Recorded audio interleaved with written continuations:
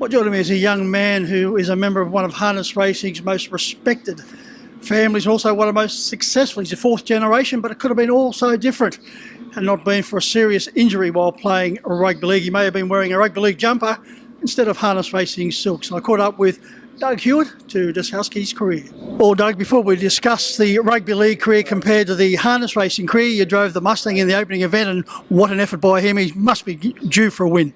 Yeah, definitely. He's a horse that we've always had known he's had so much talent. And, he's only just starting to find his feet now. He was in the chariots and they ran along in that, and he went 49.3 himself, but he's just got so much ability, and looking forward to his future. Well, Doug, talking about talent, you were showing plenty of talent as a youngster. In fact, you're in the North Queensland system at one stage.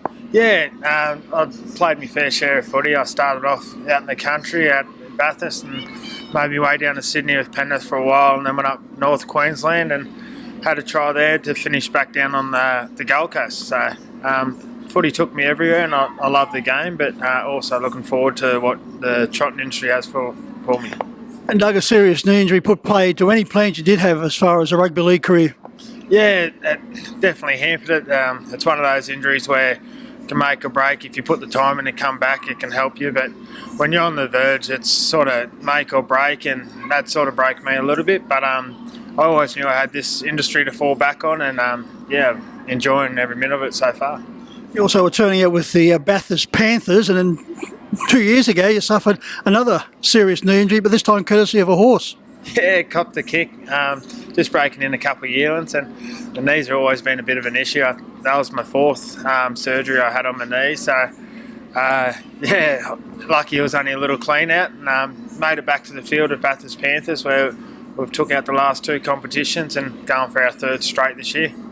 Well, let's talk about success. Doug, you've had plenty of that this particular season. You're off to a flying start. Yeah, I've been lucky this season. I fell into a couple of good stables. Mickey Muskets look after me, Aaron Williams, and then driving horses for my old man Byrne. And our team's not going too bad at the moment, so it helps when you've got the calibre of horses underneath you, and I'm just lucky enough that I'm catching those drives.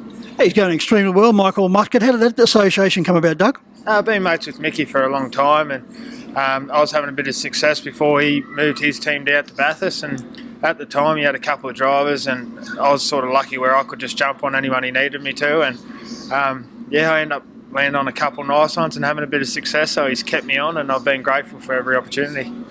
Talking about the old man, and we're referring to Bernie, what a wonderful season he had last year. Yeah, took out the premiership at Bathurst, and it's always a very tough competition. You've got all the Turnbulls out there as well, and it's always well fought out. And last year we were lucky enough to get the numbers underneath us, and that comes from all our owners that entrust us with all the great horses that look after us. But Byrne's done an unreal job out there, and he's finding his feet again. We're getting more and more horses, and we're just hoping to keep the success rolling this year. And how many horses do you have in the stable? We're sort of ranging. We used to be happy with around 30, 35, 40, but this year we've been up around the 50 mark, and then plus some yearlings. So we are getting busier, but with that comes the talent as well. So you've got to try each horse to find out which one's going to be the next good one.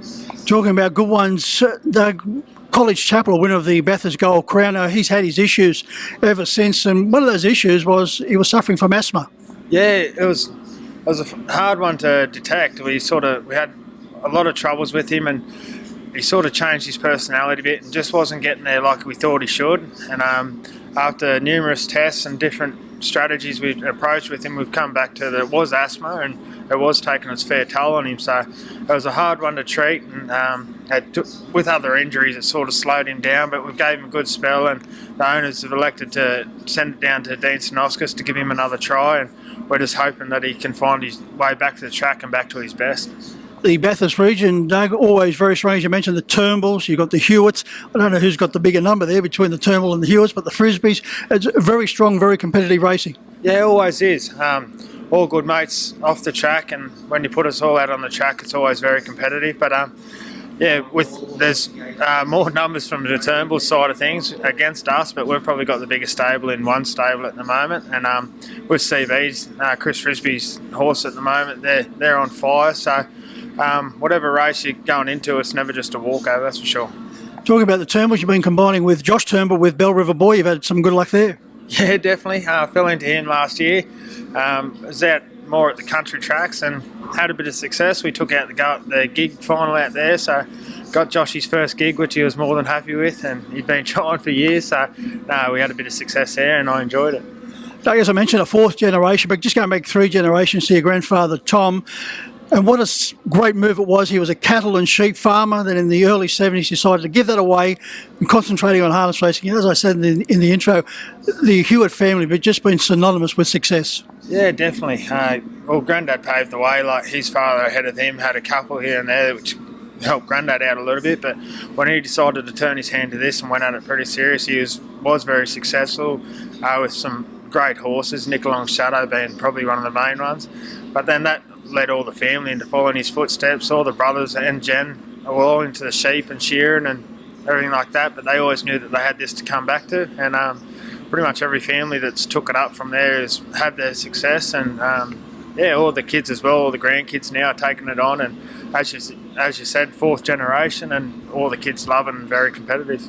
I think about harness racing, Doug, it is a sport where the family all can get involved. Yeah, definitely. Like I said, you can always go away from this game, but once you're born into a stable, it's never going to leave your blood, and you know it's always there to come back to at the end of your career if you want to, or early in your career, and otherwise people just don't leave it at all. It's one of those things that once you got it, it doesn't leave you, and when you've got your family based around you, it's always good support, and they always pick you up when you're feeling down, because this game does have a lot of ups and downs. But lately all the Hewitts have been having a pretty good run, as well as Dennis Pick, our other cousin, but yeah, we're all loving it at the moment. Who do you follow in the rugby league? Yeah, I was born into the Rabbitohs. Burns a Rabbitoh, so I didn't really have a choice in the matter, but our family's always got the Raiders as their second team, with a couple of the cousins played for them and a bit of family involvement there, so we all go for Raiders, but Rabbitohs are my number 1 team. So you got a few bases covered there. Well, Doug, you went around the first, you're going around in the last, so in between you and your partner Casey have had the opportunity to go up to the markets here, the very popular markets. How was the food? Yeah, no, it was absolutely beautiful. Casey's been at me for a while to get down there, and yeah, that's pretty much our date night, so that's me off the hook for another month or 2. So, no, it was beautiful food, and it's a great setup down there, so filled in a bit of time, and hopefully I'm right to go by the last race now. Oh, and from what I hear, you're lucky we don't weigh drivers anymore. Yeah, no, I had a sample of a couple of different things, so lucky there's no weigh-in, but I'm on a good horse in the last anyway that should be able to pull me. Well, Doug, great to catch up with you and continued success. Beautiful, thank you very much.